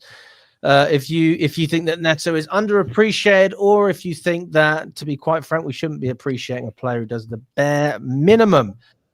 We have almost 600 of you on all platforms, guys. If you haven't smashed that like button or subscribed to the channel, please do. It makes a big difference. It helps. And it shows us that you're actually enjoying what we're doing and encourages us to continue doing it. On YouTube, we haven't even got 100 likes. We've got almost 200 of you. Let's see if we can get up to 150, guys, before we wrap it up. I know we can do it. Just takes a second. Smash that like button, guys. Let's talk about the fullbacks, guys. We had Cucurella and James Stein, but obviously James came off pretty early at half time for Badiashile. So we saw a little bit of a change in there. Lewis, talk to me. Like, what do you think the thinking was there? Was it just resting James for Barcelona? Is that the idea? Oh yeah. Like, it was just about protecting him with the other games in mind, and like we didn't really need James to see out the likes of Burnley anyway. I was a bit annoyed about seeing Tosin and Chalobah starting. I'm sure all of us had some sort of thoughts about it. But I also saw that Achimpong had played 90 minutes in both international games, so I feel like that's part of what played the part in that too. Ultimately, Tosin had his dodgy moments, Chalobah had his dodgy moments, but Tosin actually did pretty well in possession as well and won the majority of his duels, so it kind of worked out pretty okay for us. Badiashile came off the bench and, yeah, didn't look great. He's lucky not to have given away a penalty with all that stuff that was going on for the corner. Should So have. you don't think the Badiashile's good? Because a lot of people said I that thought they were happy Badiashile with was decent. Badiashile. I thought he was decent. Not in that game, but it's your first game back, so I'm not I making think a lot passing of he was good. of it. I think passing, yes. I Yeah, think passing. defensively, I'll give you that. defensively, but he should have conceded the goal, but as well, that was on him. If anything, Yeah. I don't.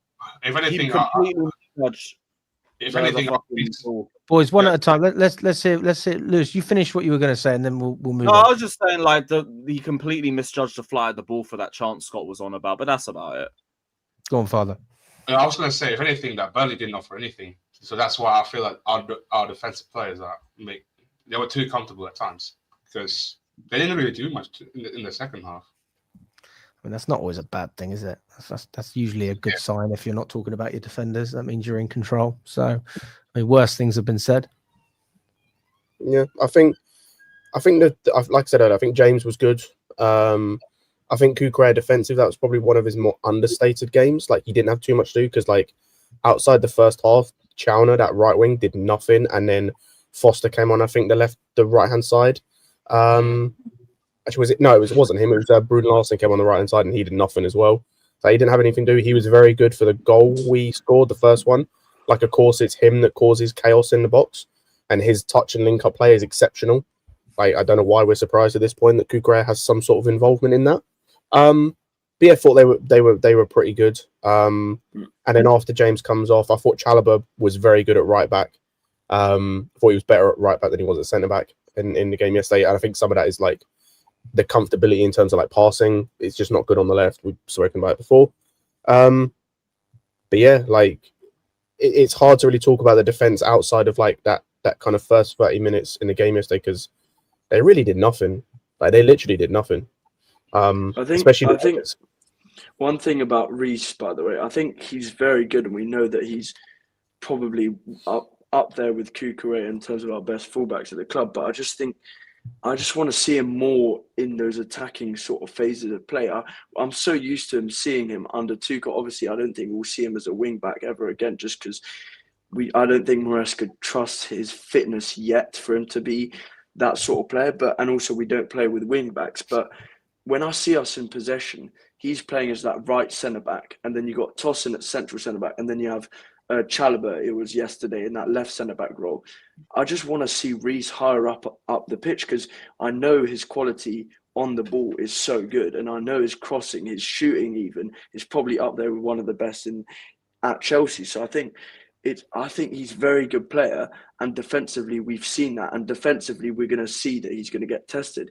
But I just want to see him more in those attacking phases of play, and I don't really know how we're going to get him to do that and start playing and seeing him more in the final third. You say that about the attacking aspect of Reece James, but I've seen that under England with Tuchel. But with Chelsea, I'm not expecting much from him because it was never going to be that. He was never going to be that type of player like he is in England team. I mean, if you want to get the best out of him, then I think that's what you do. But if you want him to play, then you have to make a concession. And I agree with Maresca in that sense. Like, we were wrong. Well, I was wrong. At least anyone that thought that, you shouldn't invert James, you shouldn't hold him back. Like, you're right in the sense of if you want to win that individual game and do everything you can to do it, you need another weapon. Like, I would say Reece James is a huge asset on the ball. I'll never forget when he came off the bench and Nottingham Forest away under Poch. Such a big impact in that game. Like, that's what he has to offer if you give him the license to go forward. But then he gets injured after 10 games and you're like, okay, cool. We got another 4 months of recovery. How do we know that he's going to get injured if we haven't tested it out in the last. I don't really want to year and a test it half. out. I'm quite happy with James. Like I'm just happy he's here. Or is it You know, more? I'm happy he's here. It's like Lavia. You know, it's just nice to have him as part of the squad. You know what, Thomas? Or is it maybe the fact that since we conceded a lot last season, I think that our main priority focus is keeping a clean sheet. That's why I feel like Maresca is focusing on more James on his defensive aspect than attacking, because he knows that Chelsea need to keep a good amount of clean sheet this season, because last season it was more end-to-end basketball style. Okay, we've been good at attacking, but how about defensively? What, last season like basketball? I mean, last season we've conceded a lot. We had a couple basketball games, to be fair. Yeah. That was under Poch, more mostly. Yeah, it was more under Yeah, Poch. people were complaining that it was too boring, let alone basketball. Oh Yeah. yeah. Trust It was me. basketball at the start, with like Wolves But- away at the start. Don't you see we conceded a lot of goals last season than this season though? How many goals did we concede last season? Defensively, we were okay last year. We were bad to start the season, and then we got a lot better. Yeah. We only conceded that- 21 goals. But then last- the actual style of football. Sorry, never mind. That's goal was difference. worse, We wasn't it? conceded 47. Yeah. I mean, listen, as long as we win a trophy, 21 would be nuts. I'm not going to complain. I'm not going to complain as long as we win a trophy. Look, if we're entertained, then I think it makes it easier. But I would say, as it stands, we're playing sort of moderately okay football. It's not bad. It's not great. It's all right. If you watch this for a whole season, you'd be very underwhelmed. But as we know, things change. And we generally play more attractive football against better teams anyway. So I think, especially Barcelona, I think that's going to be a really fun game to watch. Arsenal, I think, is going to be a little bit more cagey. Because even before they got that first goal against Tottenham, it was quite a cagey match. I mean, Arsenal were on top, but, you know, I can't say I was particularly entertained. And I could probably see that happening when they come to the bridge as well. Barcelona, I think there's going to be more space. Well, with Reece James, that maybe without Colwell is affecting him in that system. But because Colwell's absence, like maybe affecting Reece James in some ways, like in terms of bombing forward. Well, I suppose James has been put under more pressure to pick the passes. Anyway.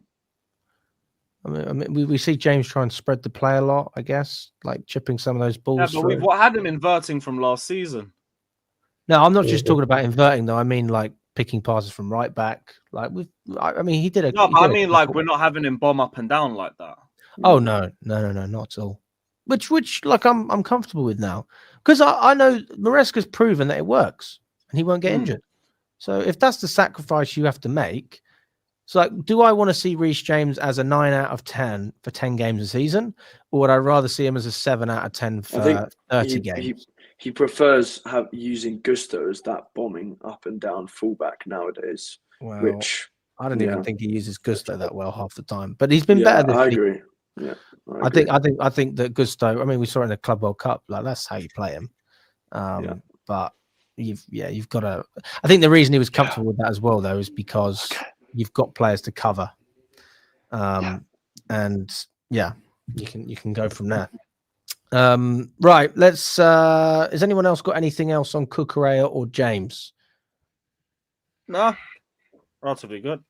I don't think we have any discipline issues, have we, lately? No, I mean it's a pretty. You know, it's one of those games where I'll say, "All right, you were fine, didn't have a big problem. You know, no massive issues. We move." One interesting part of this is definitely the midfield, because I thought Santos was brilliant. I actually thought the first 25 minutes, like we've already spoken about Burnley's domination, that was the midfield that dominated. But yeah, we grew into the game, and then I thought Santos looked like he was in control. And the player, the comparison that I used after the game, and by the way, I always use these analogies and these comparisons. Try not to take it too literally. But I was trying to think of somewhere who can I compare. It's like almost like having Jorginho in a way where he's not doing anything silly, he's just keeping it ticking. And it's the defensive awareness for me. I just wanted to add that part. I've got to shoot off in a little set. But Andrey Santos defensively, this brother, like he is a reason why Tosin wasn't really like made to suffer for any of the sloppy moments that he had, because he was always just there sweeping up and sweeping up and sweeping up. And like I get why we've played him in the 10. But we've got someone now like who can genuinely give Caicedo a bit of rest in between games. Utilize that, because if we lose Caicedo, we know how fucked we are. But to have Andrey Santos there as the replacement, nurture that, because that's going to be invaluable for us this season. But you guys have a lovely night. It's been great chopping things up. I want to do this again soon, so we'll link up soon. Big up, guys. See you, buddy. Have a good one, Lewis. Take care. Alex, I have to shoot as well. Is that fine? No worries. Have a good one, Thomas. See you later, guys. Yeah, they're dropping like flies today. They're dropping like flies, guys. What's going on? Yeah, I was going to say about Santos is that his position yesterday, that I said it earlier, I wanted to see more from him in that position, because like I said earlier about when he played against Forest, that sometimes he is too inconsistent. Sometimes he bombs forward. Sometimes he sat deep. Maybe it's the opposition side that it doesn't suit him that much. But against Burnley, somehow he was growing time after time yesterday. He was the best player for us. Probably the best player on the pitch, full stop, like by a mile. Like it wasn't even close. Even in the first 25, 30 minutes, like when Burnley were causing us problems, he was still the one that was like playing to a level of like, okay, you're actually trying to play football here, and like defensively incredible. The passing was good. His awareness of what was around him was good. Like he played yesterday very similar to what we see from Lavia when he's fit. And yeah, he was excellent. Like he was running that midfield basically by himself at times.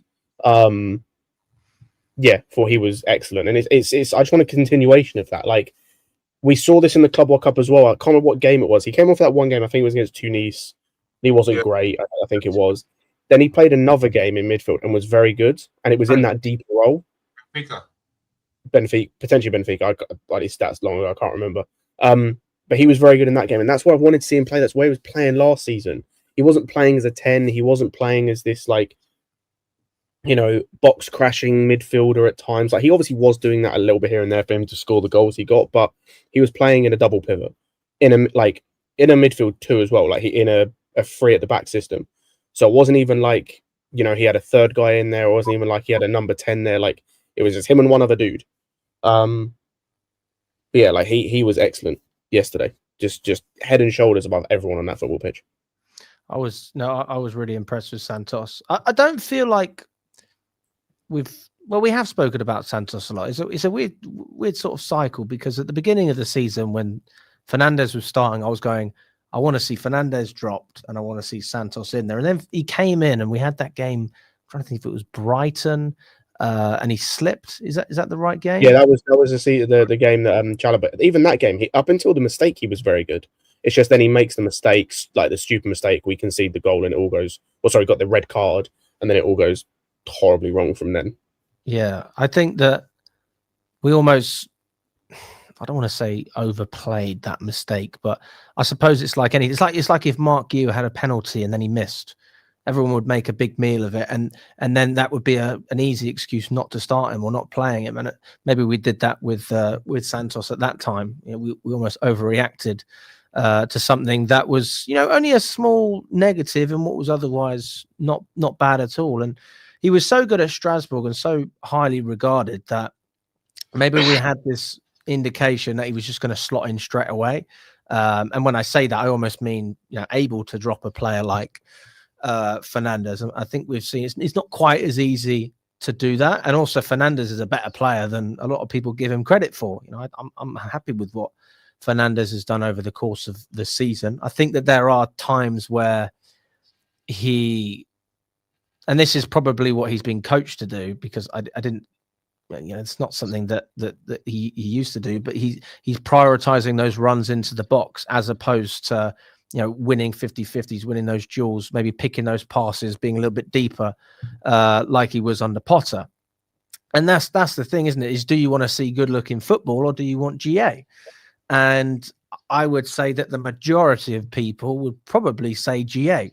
But GA only looks good at the end of the season when you see the stats. When you're watching the game and you don't necessarily see those passes that you want to see, it's frustrating. I think, sorry to interrupt, Alex. I think the perfect kind of comparison on that is like, as a players, do you want to watch Bruno Fernandes every week, or do you want to watch, like, I'm trying to think of a good example of someone who doesn't get the GNA but plays incredible, like a Pirlo, maybe. Like, what do you want to watch every week? Because I think yesterday was a perfect example of Enzo of that Bruno Fernandes performance. Like, kind of did nothing really. Like, in terms of, I think he might have had a couple of passes here and there, but didn't really do too much in the game. But pops up with a goal at the end, So it looks a lot better in terms of on the stat sheet and everything, and on the player rating sites and whatever. But when you actually watch the performance, it's quite anonymous at times. But like you said, if he's getting the goals and assists, and he's now on I think 4 or 5. I think he's in 5 in all comps, 4 in the league. In terms of goals, it was kind of similar last season in terms of there were moments where he was quite anonymous in games, but he ended up with the 26 GNA across all comps. It's what do you like? What's the trade-off you're happy with?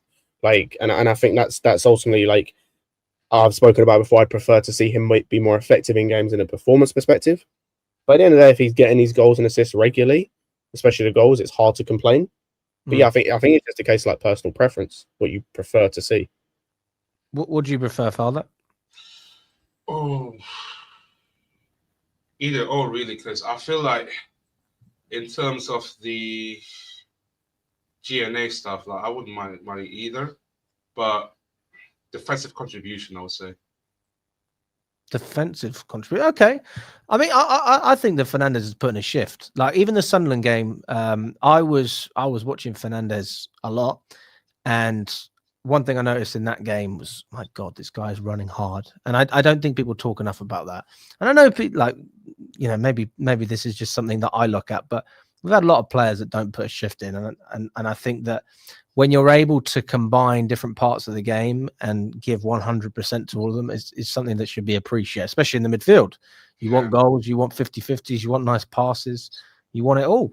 And I think that Fernandes he's trying to find that balance. But I think I agree with you, Scott. If you get in the GA, then you can forgive everything else, because you know that you've got a player next to you, whether it be Santos yesterday or Caicedo another day.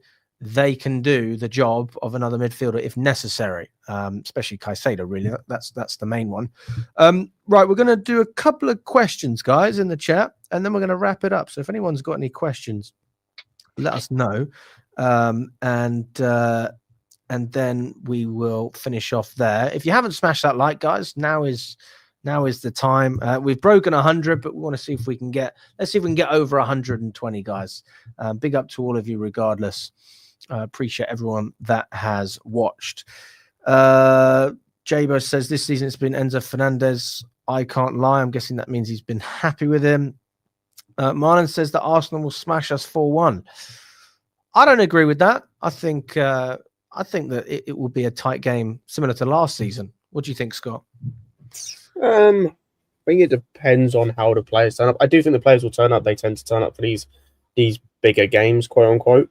Like I expect the performance against Arsenal and Barcelona to be better than the performance yesterday, and potentially the performance against Leeds, just because that's what this group and this team have done for a while, to be honest.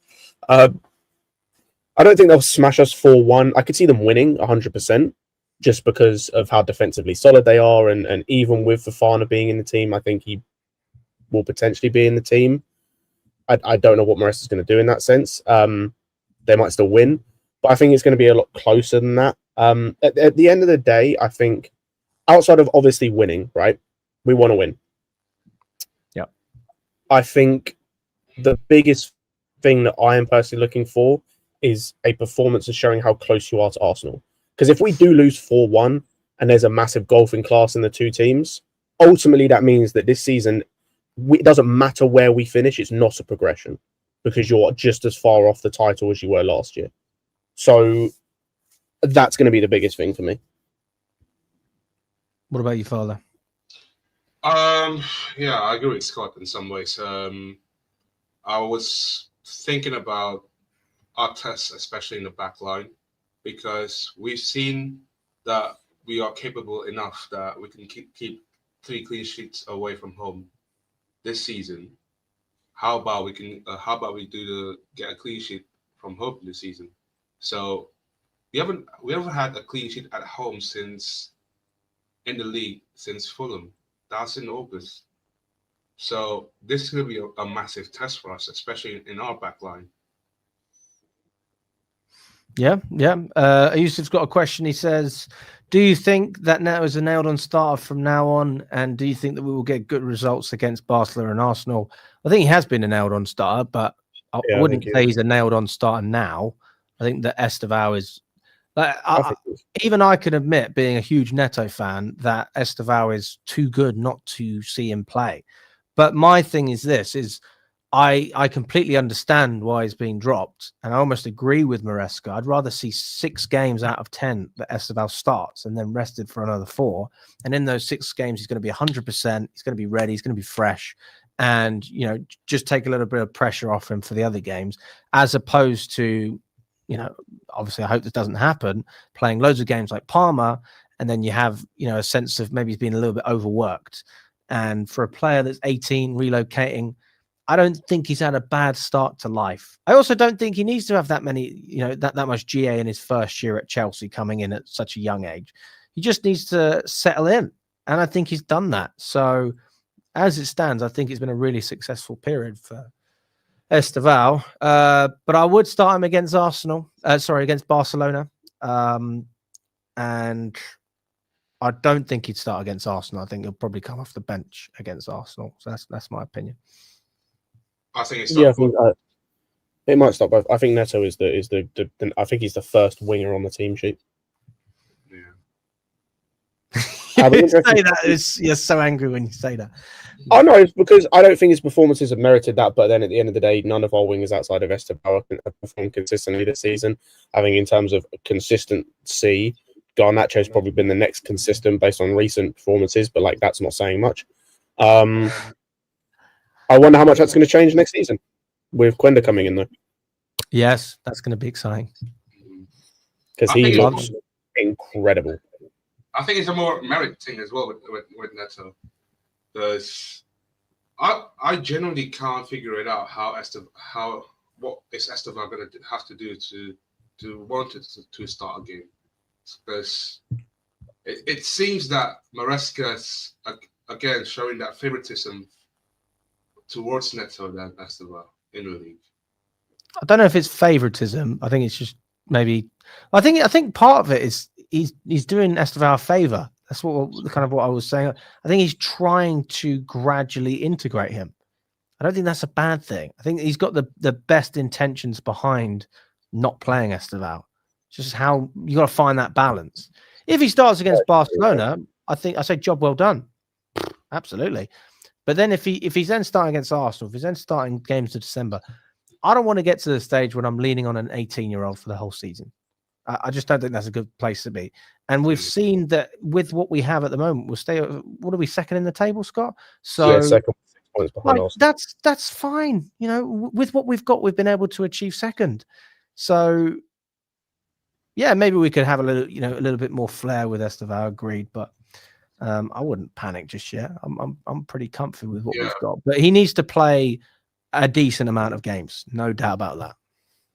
Oh yeah, and that's where it's almost the opposite of Marc Guiu, because Marc Guiu, we're calling him for him to play more, and it's like nothing's happening here. It's like he gets 10 minutes if he's lucky. He's literally eating scraps, and then you've got Estevao, who I would say is just like his fair rotation. Like he's playing games, he's just not playing every single one, and that's that's a player that clearly has trust from Maresca, but it's a different, there's different reasoning behind it. It's nothing to do with not being good enough.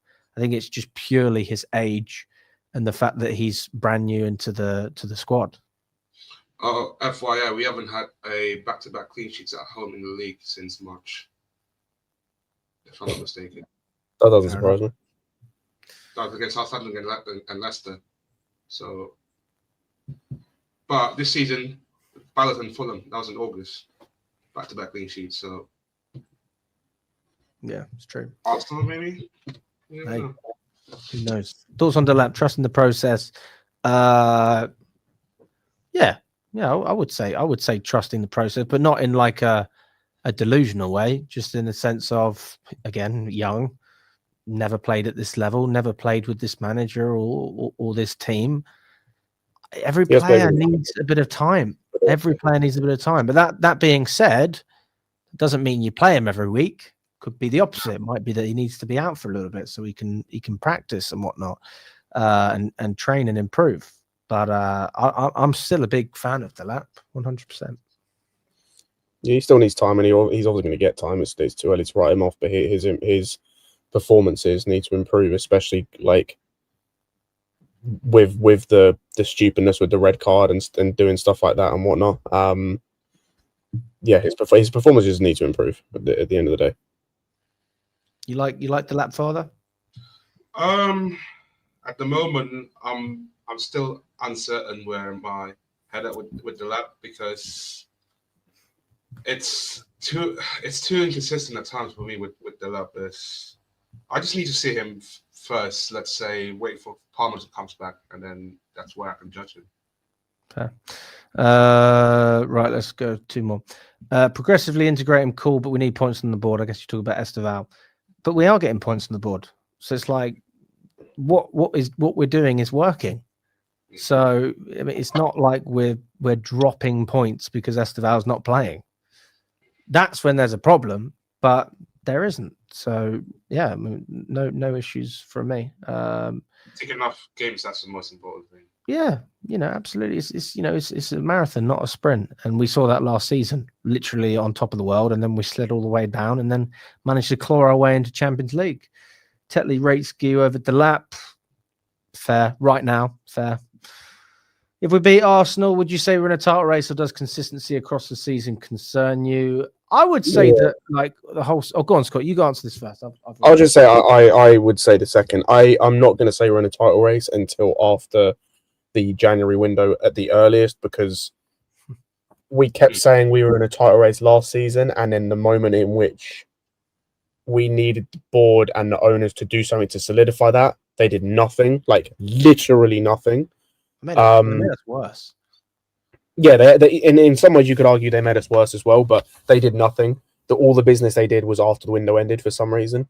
So it's going to depend. Like, going into that January window, you could argue we need a centre back. I would still say. Other positions, it kind of depends on where we're at. Like, we may need another striker. Like, we may need to bring in Omega early, for example, depending on the form of Delap and Joao Pedro and whatnot. So I'm going to wait and see what the owners and the sporting directors do come January, because if they do nothing again, we're not in a title race. This squad, as it's currently put together, is not consistent or good enough, in my opinion, to win the title. Yeah. So if you do the things that are going to help us get to that point, and we come out of January and we go into February and come out of February looking like, okay, we've taken a step up, then I'll maybe say it. Until that point, I'm not saying it. Right, I think we're going to wrap it up there. Big up to everyone. Really appreciate all of your support as well. If you smash that like button, then much love. If you haven't, there's still time. But we appreciate you watching nonetheless. And it's Daryl. The bridge is going to be rocking, absolutely, especially for Barca. I think that's going to be magical. But Arsenal's going to be a good one as well. Make sure you have a few beers if you're going, guys. We need to hear your voices. It always helps if you have a drink, but if you're sober, obviously don't do it. Have a 0%. And we will catch up soon. All the best. Thanks so much, Scott, for coming on. Big up to you as well, Father. Shout out to Lewis and Thomas. And we will be back with the next episode of the day after 10 p.m. the day after Barcelona. That'll be Wednesday. Okay. All the best, guys. And we'll catch up very soon.